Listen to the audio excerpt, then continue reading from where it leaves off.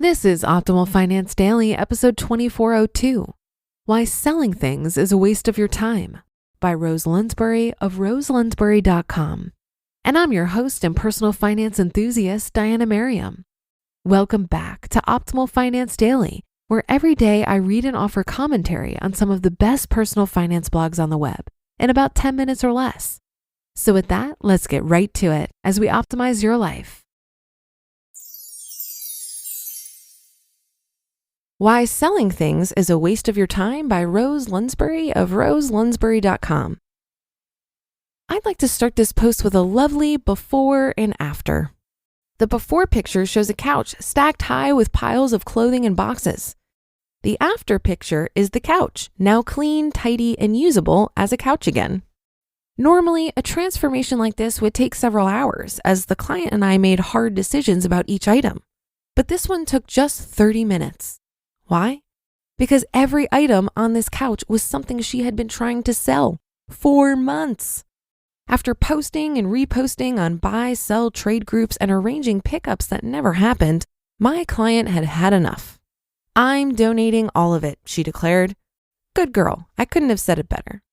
Why? Because selling things is a waste of your time. Almost always, the cost of your time spent selling outweighs the cost of the item itself. Let's imagine you're selling a jacket for $5. You take an attractive, well-lit picture of it, write a description, and post it online, which takes about 10 minutes. Then you respond to several folks who are interested, including those who are NIL, which means next in line for those of you not in the buy, sell, trade know. This takes another 5 minutes. You arrange pickup, try to finagle your busy schedule with the busy schedule of your potential buyer, another 5 minutes. Finally, the day of pickup arrives, and you wait, and wait, and finally get a text like, "Oh my God, I totally forgot about the pickup today. So sorry. Okay to swing by in an hour, please?" You're annoyed, but all the excess punctuation and sad emoji faces in this message make you feel kind of bad for this person. Maybe they're under some kind of jacketless distress that only can be relieved by this purchase. So you wait. They finally show up to try on the jacket and decide that while, "Oh my God, I love it," it's simply too tight in the shoulders and they have to pass. You muster the best smile you can manage, chirp, "No problem," through cheerfully gritted teeth and move on to the NIL to do it all over again. At this point, you are getting paid about 3.8 cents per hour to sell your $5 jacket. Unless you're a textile worker in the Industrial Revolution, this is not worth your time. A better option? Donate it. All of it. Why? Oh, let me explain. Donating is good for your community. Donations benefit nonprofits in your area that do things like provide housing, jobs, and education to the less fortunate. Thus, your donations actually improve the quality of your community. Now there's an investment we can all stand behind. Donating is good for your spirit. There's something about doing good for others that makes you feel good. Dropping off bags of donations should make you feel awesome. You're giving those items a chance to be useful to people who truly need them. Yay for you. Also, removing clutter from your home will make you feel calm and relaxed in Sukasa. Donating is good for your taxes. One word, write-off. Or is that two words? Are hyphened words one or two? The conundrums of English majors. In any case, write those donations off and see the cash money in your tax refund. Hola! Donating is good for your home.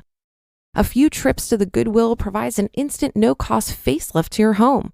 Also, it'll be easier to find the things you do use and love when the unnecessaries are out of the way. You may have a few questions such as, what about garage sales? Could I sell a whole bunch of stuff at once? True, you could. Or you could not. Garage sale revenue is not guaranteed as it's dependent upon such fickle things as the weather and whether or not my grandma is in your neighborhood. But if you have a lot of items to sell, it's probably a better option than posting individual items online. I recommend doing garage sales under two conditions and two conditions only. Number one, you actually like hosting garage sales. Some people do. If you're one of them, go for it. Number two, you arrange a donation pickup of all unsold items the day the garage sale ends. This is probably the most important part of holding a garage sale.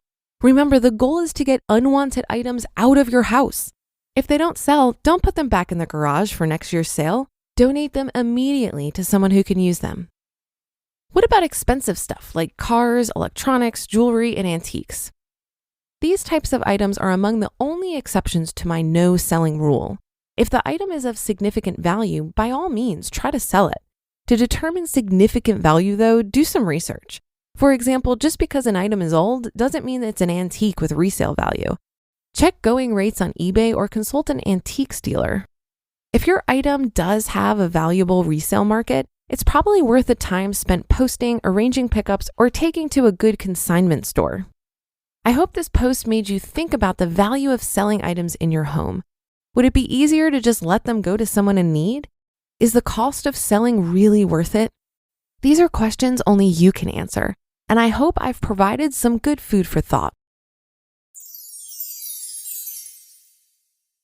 You just listened to the post titled, "Why Selling Things is a Waste of Your Time" by Rose Lounsbury of roselounsbury.com.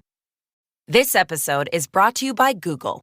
Cyber attacks on critical infrastructure threaten essential services. That's why public institutions like schools, hospitals, and government agencies across the country are partnering with Google to keep their data safe and secure. Because when organizations run on Google Cloud, they're defended by the same AI-powered security that protects all of Google. Explore how Google is keeping more Americans safe online. Visit safety.google/cybersecurity today. Thank you, Rose. I actually just completed Rose's 12-day of giveaways challenge this past December. While I don't have too much clutter to begin with, it amazed me how much I got rid of and proves that decluttering is not a one-time exercise. Our stuff can creep up on us over time. It's a great practice to review all of your stuff at least once per year to make sure your possessions are serving some purpose or still bring you joy. As someone who likes to entertain a lot, I used to think it was fun to have a free stuff shelf. Whenever a friend would come over, I'd invite them to shop the shelf for things they might want or need. While I'm sure some people thought that was weird, the people who have been delighted by my hand-me-downs kept the free stuff shelf alive for quite some time. And if the stuff you want to get rid of is mostly clothing, consider hosting a clothing exchange. I've hosted clothing exchanges on both a small and large scale, and they are tons of fun. Invite your friends to clean out their closets, cart the clothing over to your house, and spend a lazy Sunday afternoon drinking mimosas, listening to music, and trying on each other's clothes. Every time I've done this, everyone always leaves with much less than they brought, and we donate any leftovers. And that's another edition of Optimal Finance Daily. I hope your Sunday's going well so far.